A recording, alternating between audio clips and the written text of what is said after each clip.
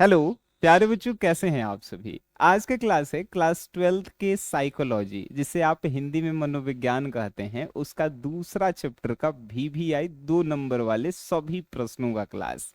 Means आज की इस क्लास में साइकोलॉजी के चैप्टर 2 जिससे जो है एग्जाम में क्वेश्चन आएंगे, तो ये वो इसी क्लास से आएंगे, ध्यान रखिएगा।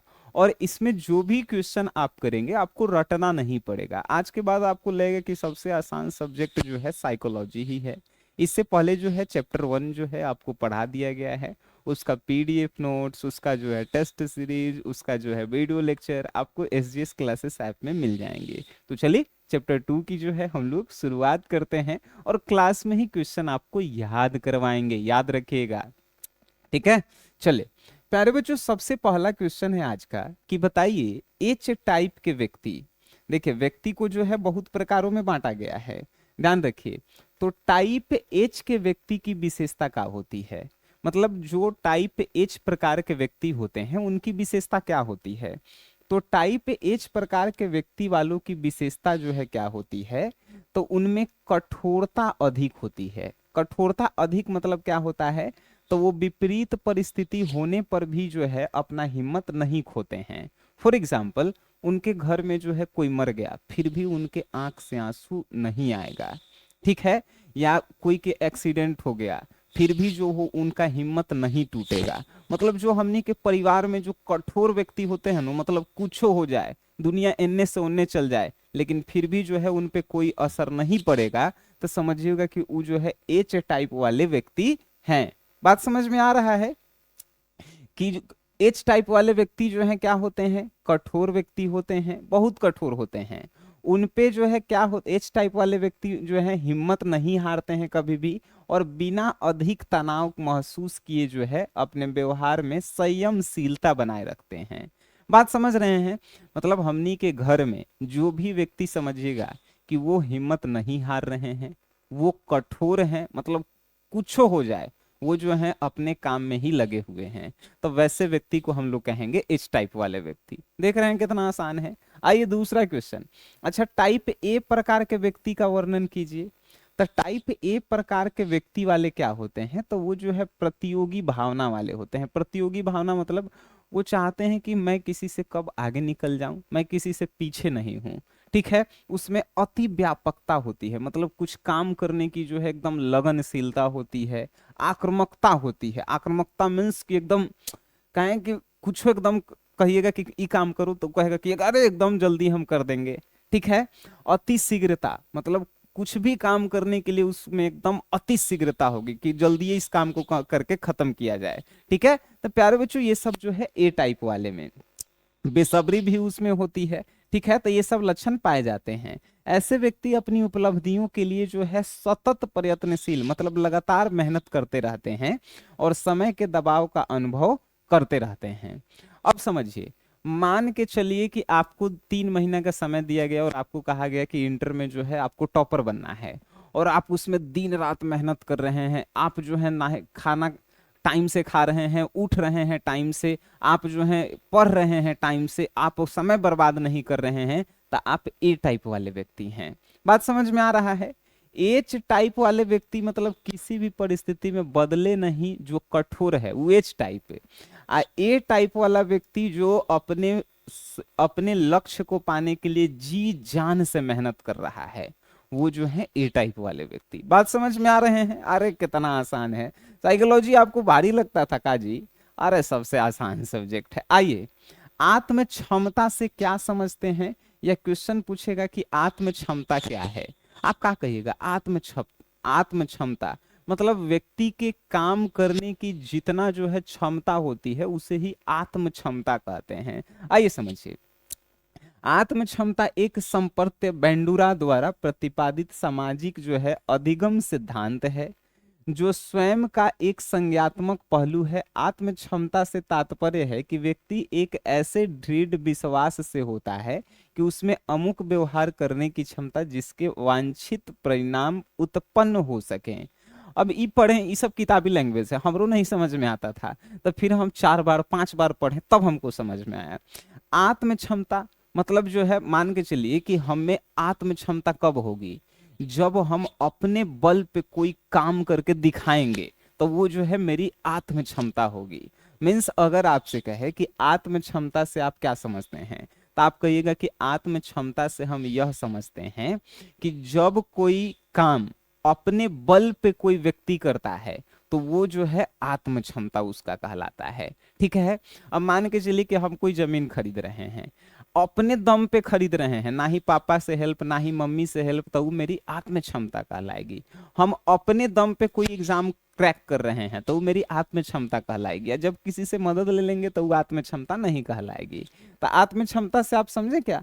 आत्म क्षमता से हम यह समझते हैं कि जब कोई व्यक्ति अपने बल पे अपने दम पे कोई कार्य करता है तो वही उसकी आत्म क्षमता कहलाती है। ठीक है प्यारे बच्चों, व्यक्तित्व की परिभाषा दीजिए।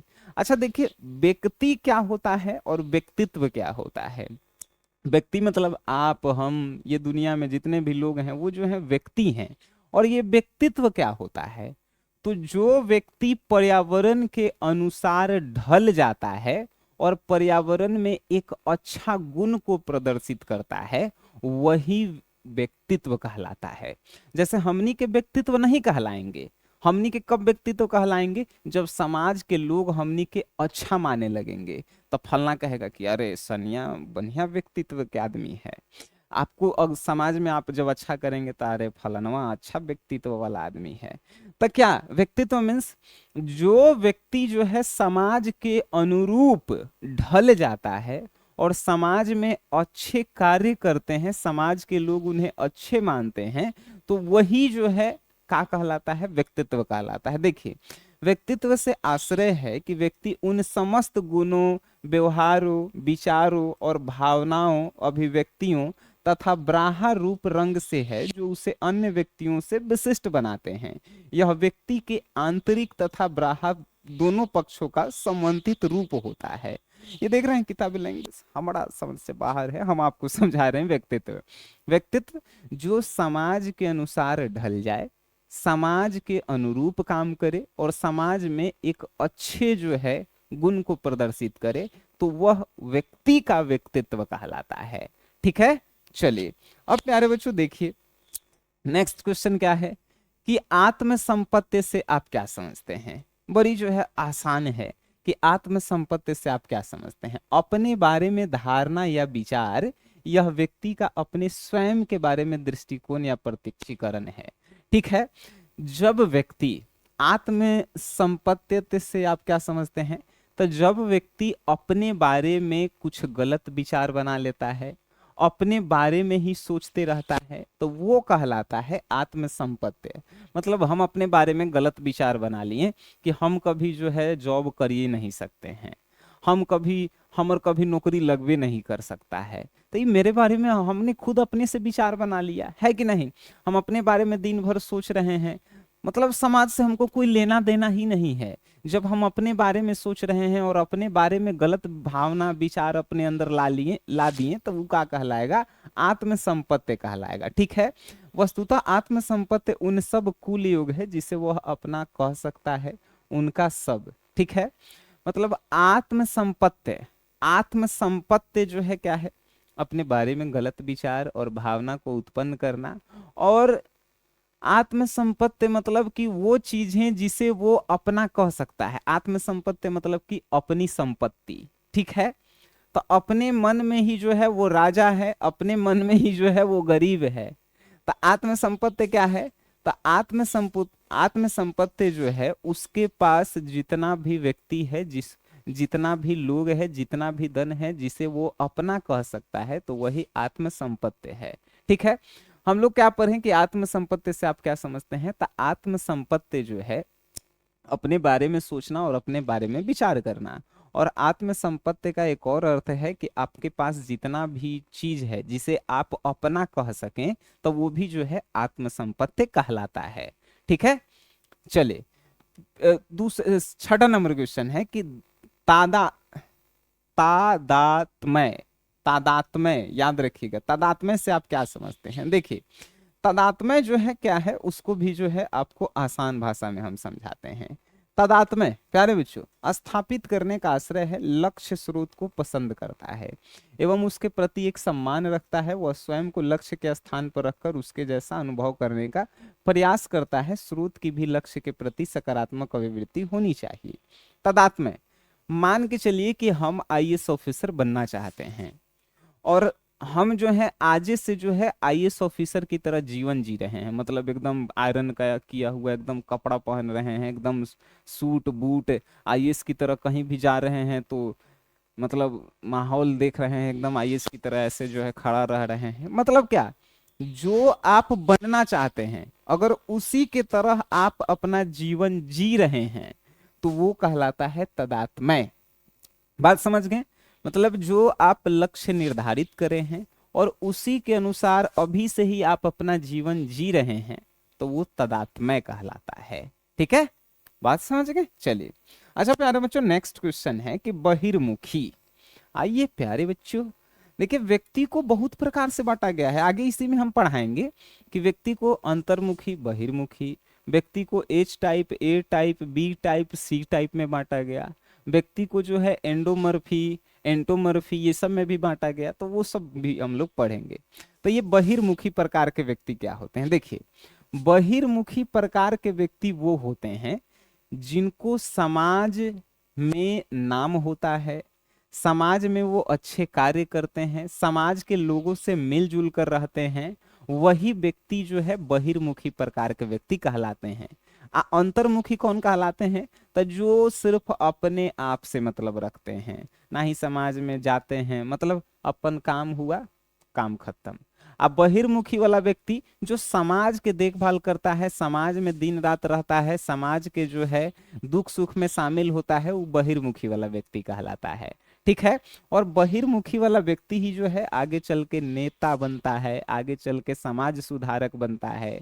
ठीक है, चलिए, तो ये जो है आप समझ गए। प्यारे बच्चों, ये है सीलगुण से आप क्या समझते हैं? सीलगुण मतलब क्या है?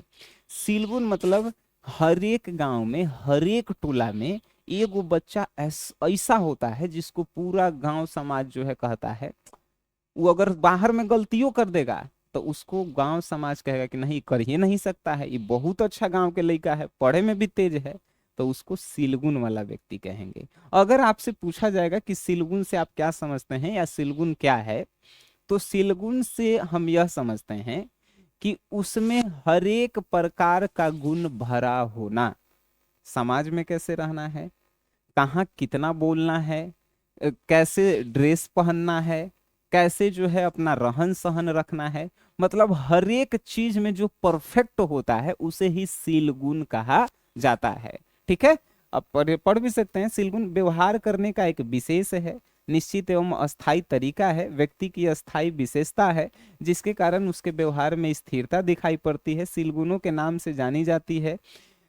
हिलगार्ड जो है एक वैज्ञानिक थे, उनके अनुसार क्या है, तो सीलगुणों से तात्पर्य है कि उन विशेषताओं से जिनमें कई व्यक्ति जो हैं अन्य व्यक्तियों से अपेक्षाकृत अस्थायी एवं निरंतर रूप में भिन्न प्रतीत होते हैं। अब ये सब किताबी लैंग्वेज है जो हमारे समझ से बाहर होता है। हम कहें कि सीलगुण से आप क्या समझते हैं, तो देखिए, सीलगुण से हम यह समझते हैं कि ऐसा व्यक्ति जिसमें हर एक प्रकार की गुण और स्थिरता पाई जाए, उस व्यक्ति में जो है वो सीलगुण कहलाता है। जैसे समाज में कैसे रहना है, कैसे बोली व्यवहार रखना है, कैसे जो है ड्रेसिंग सेंस होना चाहिए, कैसे जो है अपने आप को दूसरों के सामने प्रदर्शित करना है, ये सब चीज में जो परफेक्ट होता है तो उसमें सीलगुण पाई जाती है। ठीक है, चलिए प्यारे बच्चों, नेक्स्ट जो है क्या है, नेक्स्ट क्या है कि भाई सीलगुण हो गया ना। हाँ, क्रेस्मर के अनुसार, हाँ देखिए, इक्रेस्मर एगो व्यक्ति था। इक्रेस्मर जो है व्यक्ति को 3 भाग में बांटा। पहला व्यक्ति को बांटा भाई काची में, क्रिस काय में, और दूसरा जो है व्यक्ति को बांटा पृष्ठ काय में, और तीसरा व्यक्ति को बांटा स्थूल काय में। मतलब व्यक्ति को जो है क्रेस्मर ने कितने भागों में बांटा भाई जी? 3 भाग में। पहला क्रिस काय, दूसरा पुष्ट काय और तीसरा स्थूल काय। आप प्रश्न पूछेंगे कि सर क्रिस काय क्या है, तो क्रिस काय, जो आदमी लंबा होखे आ दुबला पतला शरीर वाला होखे उसे क्रिस काय कहा गया। ठीक है, ऐसे लोग जो हैं जो लंबा होते हैं, दुबला पतला होते हैं, वो थोड़ी चिड़चिड़ा मिजाज के होते हैं, तो वो क्रिस्काय वाला है। मतलब जो आदमी लंबा दुबला पतला होके चिड़चिड़ा मिजाज के होके, ओकरा समझिएगा क्रिस्काय होके। और जो आदमी एकदम नॉर्मल होके, ठीक है, पुष्टकाय होगा। मतलब कि जो शरीर में औसत होके, नॉर्मल होके, 5 फीट के होके, एकदम शरीर भी उसका न ज्यादा मोटा न ज्यादा पतला होके, और सामान्य सील गुण ओकरा में पावल जाए, तो वो जो है क्या होगा, पुष्टकाय होगा। आ जो व्यक्ति मोटा होके, नाटा होके, तो वो जो है मोटा और नाटा वाला व्यक्ति जो है का पाएगा, स्थूलकाय कहलाएगा, ठीक है। और ये मोटा और नाटा व्यक्ति जो है खुशमिजाज व्यक्ति होता है। मतलब जो लंबा होगा पतला होगा वो चिड़चिड़ा होगा ठीक है, तो वो जो है क्या होगा, वो जो है कृषकाय। और जो नॉर्मल होगा वो पुष्टकाय। आज जो मोटा नाटा होगा, वो जो खुश मिजाज होगा, वो समझिएगा का है, तो वो है भाई स्थूल काय। स्थूल मोटे लोग, मजाक नहीं उड़ा रहे हैं, समझा रहे हैं भाई जी, ठीक है। चलिए प्यारे बच्चों, फिर है दमन पर संक्षिप्त टिप्पणी लिखे। दमन जानते हैं क्या होता है? दमन होता है कि अपने बुरे, जैसे मान के चलिए कि आपका जो है मन में गंदा ख्याल आ रहा है, आपके मन में बुरे विचार आ रहे हैं, और आप उस सब को अंदर दबाए हुए हैं, और फिर भी आप अपना काम कर रहे हैं, तो वो आप दमन कर रहे हैं, ठीक है। मतलब कि मेरे ऊपर मान के चलिए कि प्रेशर है कि फलना के 5 लाख रुपया कर्जा देना है, चिलना के जो है 5 लाख रुपया कर्जा देना है, हमरा कौन आदमी कैसे गरिया दिया है उसको जवाब देना है, ऐ सब हम अपने मन में दबाए हुए हैं। हम अपन ना काम जो है नॉर्मल कर रहे हैं, जिसे आपको पढ़ा रहे हैं, तो ये का हो गया, दमन हो गया। किस चीज का दमन हो गया? तो हमने विचारों का दमन कर दिया। दमन मीन्स उसको दबा दिया, ठीक है। चलिए, तो दमन क्या है? एक ऐसा अहम रक्षा प्रक्रम है जिसके द्वारा चिंता, तनाव, मानसिक द्वंद्व उत्पन्न करने वाली असामाजिक और अनैच्छिक इच्छाओं की चेतना को हटा करके व्यक्ति को अचेतन में भेज देता है। बात समझे? आपके अंदर जो है चिंता है, दुख है, दर्द है, ये सब आप दबा के रखे हैं और आप नॉर्मल अपन काम कर रहे हैं, तो वही दमन है। चलिए, पराह की विशेषताओं को लिखे। ये पराहम या पराह होता है, पराहम भी कहा जाता है, बिंदु लग गया पराहम। तो पराहम जो है मन का जो है एक तीसरा प्रमुख जो है प्रतिनिधि है, जो समाजीकरण और आदर्शों का प्रतिनिधित्व करता है। प्राहम को व्यक्तित्व और नैतिक शाखा का माना गया, जो व्यक्तित्व को उचित अनुचित से अवगत कराता है या आदर्शवादी सिद्धांत द्वारा नियंत्रित होता है। देखिए पराहम क्या है, आप समझिएगा। पराहम जो है एगो जीवन का जो है तीसरा प्रमुख जो है प्रतिनिधित्व करता है। इसके तहत जो है आप क्या, तो व्यक्ति क्या करता है, तो व्यक्ति उचित क्या है और अनुचित क्या है इसमें फर्क करने लगता है। मतलब अगर आप जो है अच्छा आपके लिए क्या है और आपके लिए बुरा क्या है, जब आप ये खुद समझने लगेंगे कि कौन व्यक्ति मेरे लिए अच्छा है, कौन व्यक्ति मेरे लिए बुरा है, कौन चीज मेरे लिए अच्छा है, कौन चीज मेरे लिए बुरा है, जब आप इन दोनों में फर्क करने लगिएगा तो समझिएगा कि आप में एक पराहम वाला गुण आ गया है, ठीक है। तो जब जब उचित और अनुचित चीजों का जो है हम लोग जो है ध्यान करने लगते हैं, मतलब बांटने लगते हैं, तो वो जो है पराहम कहलाता है। मूल्यांकन क्या है? मूल्यांकन देखिए तो व्यक्ति के मनोवैज्ञानिक गुणों के मापने का जो है एक तरीका है। जैसे कि वजन नापने के लिए तराजू होता है, तो व्यक्ति के मनोवैज्ञानिक गुण मापने का एक का है तरीका है, उसे क्या कहते हैं? मापन कहते हैं। बात समझ, मूल्यांकन कहते हैं। अरे सामान को नापने के लिए है तो उसे तराजू कहेंगे, तो दिमाग के नापने के लिए भी तो कुछ तरीका होगा जिसे मूल्यांकन कहा गया है, ठीक है। चलिए, अब इसको नापा का है, अब मनोवैज्ञानिक गुण को मापा कहा जाता है, तो मनोवैज्ञानिक गुण को इसलिए मापा जाता है कि अगर कोई व्यक्ति में जो है साइकोलॉजी कमी है तो उसको दूर किया जाए, और साइकोलॉजी अगर ज्यादा ही उसमें है तो उसको नॉर्मल किया जाए, ठीक है। इसीलिए मूल्यांकन किया जाता है। अच्छा देखिए, सेल्डन क्रेसमर जो है व्यक्ति को 3 भागों में बांटा था, पता है आप सभी को? कौन कौन? पुष्टकाय, स्थूलकाय और कृशकाय, 3 को बांटा था ना। तो वैसे ही सेल्डन के अनुसार व्यक्ति के प्रकारों का वर्णन कीजिए। सेल्डन भी जो है 3 में बांटा है। एगो के नाम रखा एंडोमार्फी, एगो के नाम रखा मेसोमार्फी आ एगो के नाम रखा एक्टोमार्फी। बात समझ गए। अब ये तीनों के जो है वर्णन करेला कहेगा आपको, तो आप इसका जो है वर्णन कैसे कीजिएगा? वही लंबा और पतला वाला जो है एंडोमॉर्फी में आ जाएगा, आज जो नॉर्मल होगा मेसोमॉर्फी में आ जाएगा, आज जो मोटा होगा नाटा होगा वो एक्टोमॉर्फी में आ जाएगा। ठीक है, खुश मिजाज वाला है। तो ये जो है आपको वर्णन करेला भी कहा है, तो वर्णन डैश दे के, डैश मीन समझते हैं, जैसे इसका वर्णन करने के लिए कहा तो इसमें तीर के निशान देके इसमें दो चार लाइन लिखेंगे। ठीक है। अब देखिए प्यारे बच्चों, आपके मन में तो एगो प्रश्न आ रहा है कि सर साइकोलॉजी आप इतना आसानी से पढ़ा रहे हैं, अगर हमनी के जो है आप नोट्स दे देते हैं, टेस्ट वगैरह दे देते हैं, आप जो है पीडीएफ वगैरह भी दे देते हैं और भी वीडियो लेक्चर दे देते हैं, तो हमनी के तो भाई गर्दा उड़ा देते हैं साइकोलॉजी में। आप गर्दा उड़ाइए, मना कौन किया है? आप प्ले स्टोर से एसजीएस क्लासेस ऐप डाउनलोड कीजिए और इस ऐप को डाउनलोड करने के बाद जो है आप साइकोलॉजी साइकोलॉजी बोल रहे हैं, आर्ट्स के वो क्रैश कोर्स है 249 रुपए का, मात्र 249, आप खरीद लीजिए। आपका आर्ट्स में जितना भी सब्जेक्ट है, म्यूजिक छुड़ा करके जितना भी सब्जेक्ट है, सब के तैयारी आपका हो जाएगा। ठीक है, बात समझ गए। म्यूजिक हमारा नहीं आता है इसीलिए नहीं पढ़ाते हैं। चले प्यारे बच्चों, नेक्स्ट अब क्या है? अब गाना गाना ही म्यूजिक नहीं है, म्यूजिक में बहुत सारी चीजें होती हैं। आइए, प्रक्षेपण विधि के गुणों का वर्णन करें, मतलब ये प्रक्षेपण विधि, तब प्रक्षेपण विधि के जो है क्या क्या गुण है? तो प्रक्षेपण विधि के तीन गो गुण है। पहला कि प्रक्षेपण विधि जो है प्रधान उद्देश्य व्यक्ति के सर्वांगीण रूप का अध्ययन करता है, मतलब जो व्यक्ति तेज तरार होता है उसमें क्या क्या गुण है, उसी गुण का पता लगाता है प्रक्षेपण विधि। ठीक है। दूसरा, प्रक्षेपण विधि की सहायता से व्यक्ति के अचेतन स्तर तथा आंतरिक विचारों की भावनाओं आदि का अध्ययन हो सकता है। आदमी अपने मन में क्या छुपा के रखा है अगर पता करना है तो ये प्रक्षेपण विधि का उपयोग कीजिए। ठीक है, ये साइकोलॉजी डॉक्टर ये सब का उपयोग करते हैं। तीसरा क्या है कि प्रक्षेपण विधि का उपयोग सामान्य और असामान्य दोनों तरह के व्यक्ति में, मतलब जो नॉर्मल व्यक्ति है और जो नॉर्मल व्यक्ति नहीं है साइकोलॉजी के अनुसार, तो इन दोनों व्यक्तियों के लिए प्रक्षेपण विधि का उपयोग होता है। जैसे हम लोग शरीर से भी बीमार होते हैं, लेकिन शरीर से भी खतरनाक बीमारी है दिमाग से बीमार होना।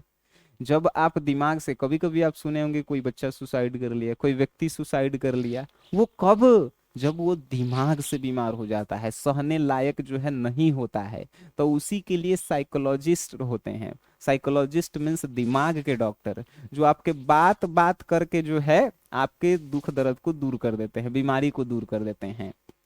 हम आपको बता रहे हैं साइकोलॉजिस्ट जो हैं एक एक घंटा आपका इलाज करने के लिए जो है लाखों रुपया चार्ज करते हैं। ठीक है, भारत में तो कम वगैरह होगा, मतलब 10-15 हज़ार ही होगा, लेकिन मतलब विदेशी में बहुत सारे जो हैं इसके प्राइस हैं। चले, तो ये समझ गए प्रक्षेपण विधि के तीन गो गुण।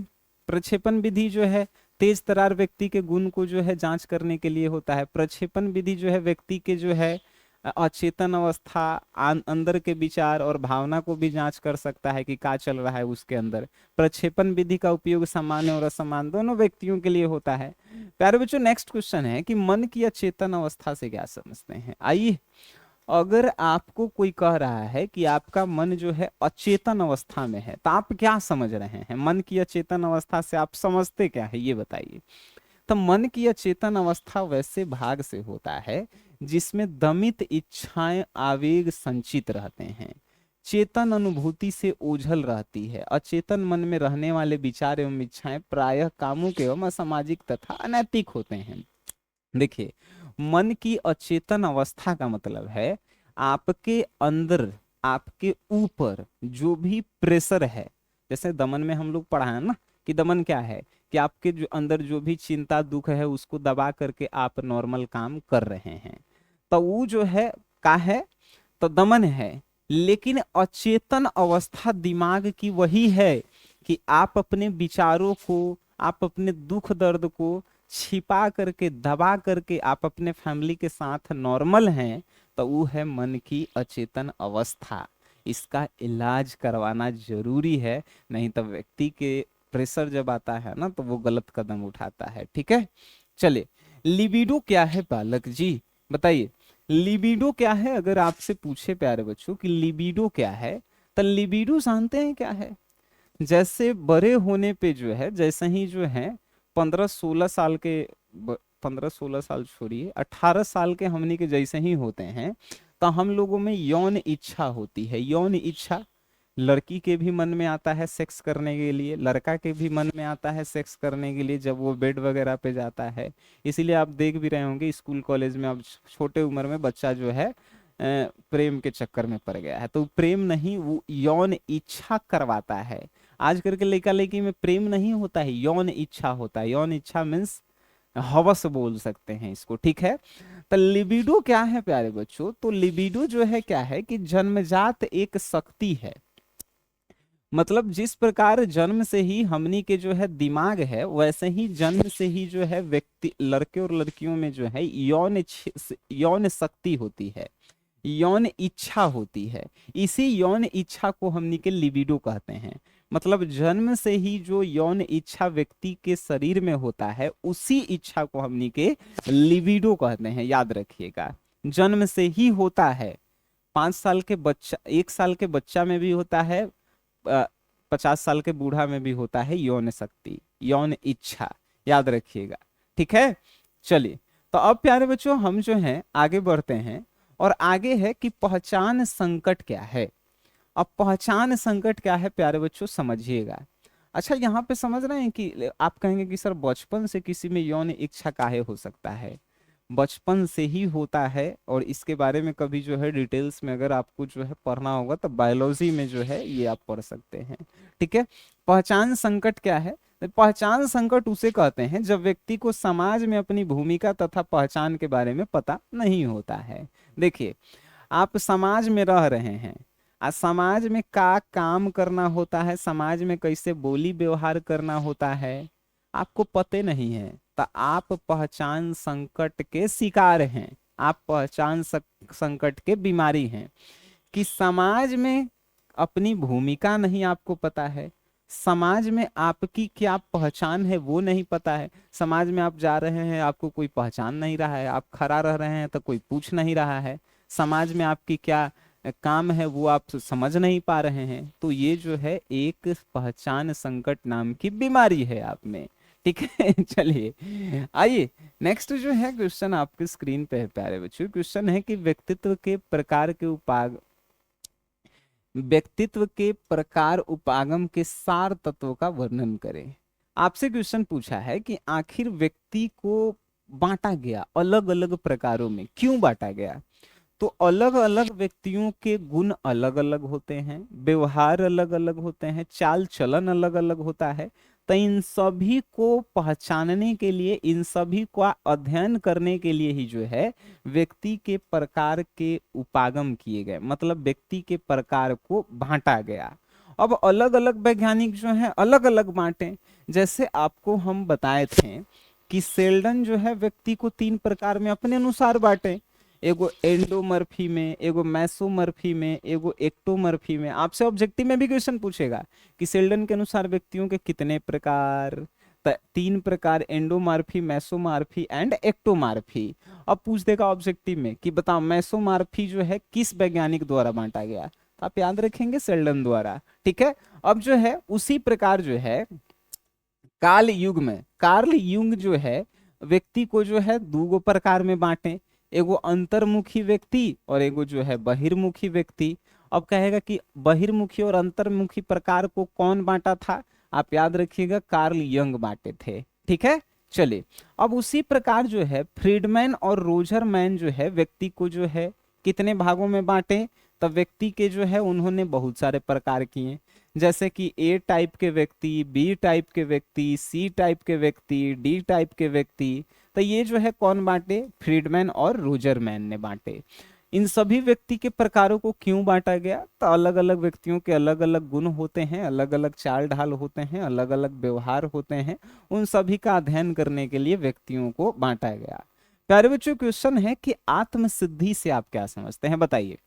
आत्मसिद्धि से आप क्या समझते हैं? प्यारे बच्चों, नॉर्मल है कि जब व्यक्ति जो है अपने लक्ष्य की प्राप्ति करके अपने लक्ष्य की प्राप्ति करके सर्वश्रेष्ठ स्थान पे पहुंच जाता है तो उस व्यक्ति को आत्म सिद्धि की प्राप्ति हो जाती है। ठीक है, मतलब अपने लक्ष्य को प्राप्त करके सर्वश्रेष्ठ स्थान पे पहुंचना ही कहलाता है प्यारे बच्चों आत्मसिद्धि। आप समझ रहे हैं कि जिसके माध्यम से व्यक्ति अपनी श्रेष्ठतम क्षमताओं को समझकर उनका पूर्ण रूप से विकास तथा आत्मसंतोष प्राप्त करता है, उसे ही आत्मसिद्धि। हम चाहते हैं कि हम आईएएस बने, हम आईएएस बन गए और उसके बाद जो है अब हम संतोष कर लिए कि अब हमारा कुछ नहीं करना है, हम इहे में जो है पूरा अपन पूरा जीवन बिता देंगे, पूरा मन से काम करेंगे, तो वो हमने आत्मसिद्धि की प्राप्ति कर ली। बात समझ गए, अब हमको कुछ नहीं करना है, संतोष कर लिए। ठीक है, तो आत्मसिद्धि वो प्रक्रिया है जिसके माध्यम से व्यक्ति अपने श्रेष्ठतम क्षमताओं को समझकर उनका पूर्ण रूप से विकास करता है, उसे ही आत्मसंतोष प्राप्त होता है, वही आत्मसिद्धि है। ठीक है, नॉर्मल भाषा में समझाएं आत्मसिद्धि क्या है, तो अपने लक्ष्य को प्राप्त करके उसमें ही अपना 100% देना और असंतोष प्राप्त कर लेना ही का है आत्मसिद्धि है। ठीक है जी, चले। सामूहिक अचेतन क्या होता है भाई? सामूहिक अचेतन जो है मानव जाति के सामूहिक अनुभवों और परंपराओं का अचेतन भंडार है, जो व्यक्ति के मन में जन्मजात से मौजूद होता है और उसके विचार एवं व्यवहार को प्रभावित करता है। सामूहिक अचेतन का है, जैसे कभी कभी कोनो कोनो बच्चा के सुने होंगे कि हमर दादा परदादा इहे काम करलन तो हमू इहे काम करम, हमर दादा परदादा आज तक एकरा ने वोट दिलन तो हम काहे दी वोट। तो ये जानते हैं काहे कि उसमें जो है सामूहिक अचेतन की जो है का है दिमाग है। मतलब का सामूहिक अचेतन क्या है? मतलब जैसे उनके पूर्वज किए हैं उन्हीं के अनुसार चलना, उन्हीं को अपनाना सामूहिक अचेतन कहलाता है। ठीक है, चले प्यारे बच्चों, इसमें से बताइए कौन ऐसा क्वेश्चन रहा जो आपको याद नहीं हुआ, आज समझ नहीं आया? अगर सब कुछ कंप्लीट है, अगर नहीं कंप्लीट है इस क्लास को आप पूरा देखेंगे और इसके बाद इस चैप्टर का आप टेस्ट लगा लीजिए, इसका पीडीएफ आप एक बार पढ़ लीजिए, वीडियो लेक्चर दोबारा देख लीजिए, मजा आपको आ जाएगा। कहाँ से देखना है हमने आपको ये मिला के 3 बार बताया। एसजीएस क्लासेस ऐप डाउनलोड कीजिए, इसी पे सब चीज का आपको जो है प्यारे बच्चों सॉल्यूशन मिल जाएगा। ठीक है, तो मिलते हैं आप सभी से नेक्स्ट क्लास में, तब तक के लिए टाटा बाय बाय, धन्यवाद।